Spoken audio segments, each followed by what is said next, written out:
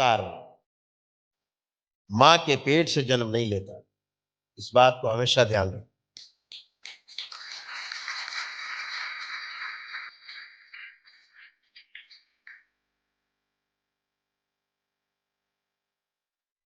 जब कोई अवतार अवतरित होने वाला होता है तो केवल उसका एक अंश मात्र उस मां के गर्भ के आसपास रहता है।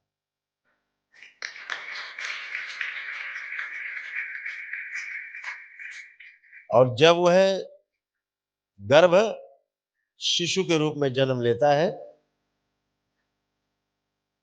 और इस योग्य हो सकता है कि जिसको अवतार लेना है वह उसमें पूरा समा सके,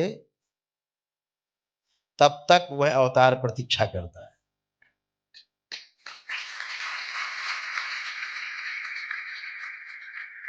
फिर जब वह शरीर उस अवतार को धारण करने लायक हो जाता है, तब वह अवतार उस शरीर में अवतरित होता है।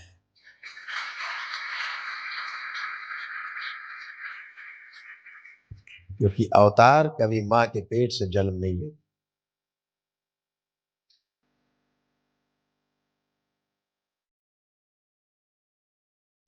क्योंकि वो उस महामाया के अंश है और वो किसी के गर्भ से उत्पन्न नहीं होती और ना ही अपने पुत्र को उत्पन्न होने देती किसी के गर्भ से।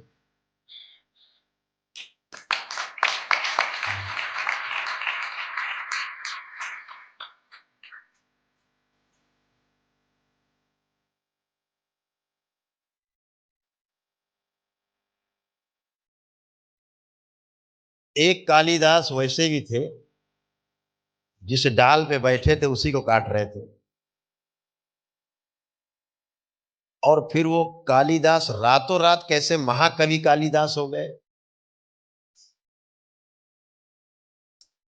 ऐसे हुए, भक्त हुए, पूजे गए कालिदास, अवतरित हुआ कोई, कोई अवतरित हुआ। लोगों ने कालिदास को मूर्ख की संज्ञा दी। दरबार उन्हें मूर्ख नहीं, भोला मानता है। भोले थे, बहुत भोले थे।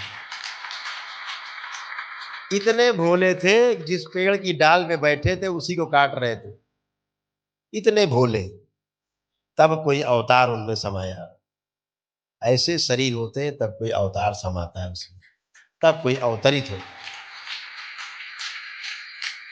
इतना भोलापन होना चाहिए। जहां बुद्धि जागृत रहती है वहां अवतरित नहीं होती अवतार।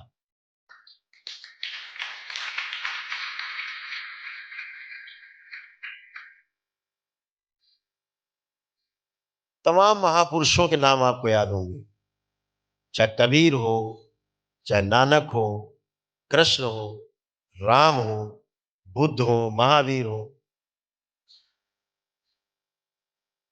ये सब एक क्षण की घटना है जो बने। वो एक क्षण आप में भी सुप्ता अवस्था में पड़ा हुआ है। जिस दिन वो जागृत हो गया,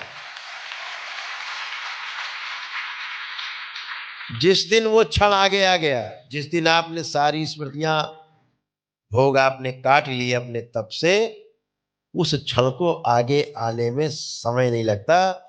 क्योंकि वो दबी हुई स्प्रिंग के समान है। जैसे ही स्मृतियों का बोझा उठता है, स्प्रिंग पूरा छलक के ऊपर आ जाए। तो लोग कहते हैं अरे ये तो रातों रात सन्यासी कैसे हो गया, रातों रात कैसे एकदम बदल गया। ये दुर्घटना नहीं, महान घटना है।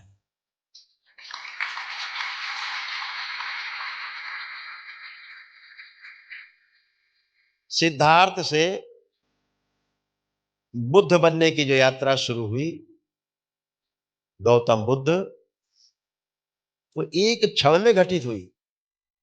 केवल एक दो चार चीजें देखने के पश्चात, अर्थी देखने के पश्चात बदल गए बुद्ध। आप भी तमाम अर्थी देखते होंगे, घर से भी अर्थियां गई होंगी, नहीं बदले। इतना जड़ है, इतना जड़ है सब आप, सामने लाश पड़ी होती फिर भी आपको लगता है आह बेचारा मर गया।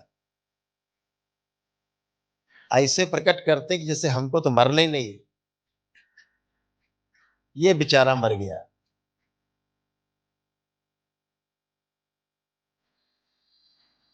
इतनी बुद्धि जड़ है, इतना अहंकार, इतना मोह है कि हम तो मरेंगे नहीं, बाकी दुनिया चाहे मर जाए। जब अखबार पढ़ते हैं कि आधी दुनिया समाप्त हो जाएगी, बहुत लोग घोषणा करते हैं ज्योतिषी, अरे 2/3 धरती समाप्त हो जाएगी। तो अपने को तो जोड़ते ही नहीं 2/3 में, अपने को नहीं जोड़ते। अरे बताओ, 60-70% लोग मर जाएंगे, अपनी बात नहीं कर रहे। उन्हें लगता हम तो नहीं मरेंगे, चाहे घर में फूट जाए एटम बम, तब भी नहीं मरेंगे। और दूसरी दृष्टि से देखा जाए, दरबार की दृष्टि से, तो वो सही सोच रहे हैं आप लोग कि हम नहीं मरेंगे।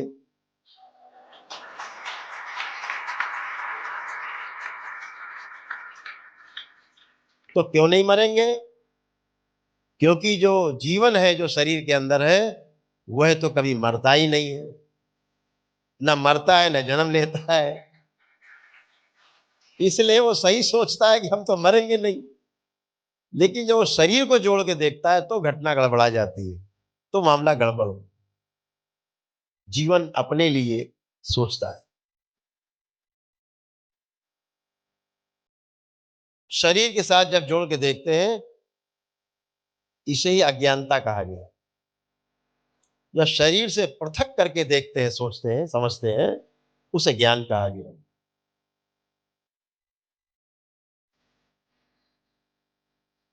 ज्ञान कभी उत्पन्न नहीं होता,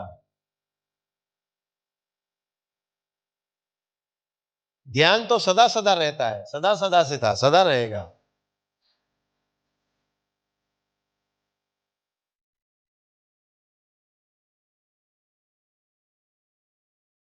जो बात आपने कभी सुनी नहीं होती है,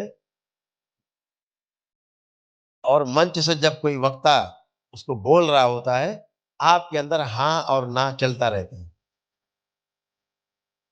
ये कहाँ से आप जांचते रहते हैं, कहाँ से आप टीचर बन जाते हैं, हाँ बात तो सही कह रहे हैं, ये कहाँ से आ जाता है? क्योंकि आप में पहले से उसका उत्तर पड़ा हुआ है, केवल ध्यान आकर्षण की आवश्यकता है। जब हम कहते हैं कि शरीर अकेला शरीर नहीं है, शरीर के साथ जीवन भी है और ये शरीर भी है, दो मिलकर के मनुष्य है। जीवन हटा दीजिए, ये शरीर नहीं है, ये एक मुर्दा है, लाश है। इसे आप जला दोगे, फेंक दोगे, दफना दोगे, प्रवाहित कर दोगे,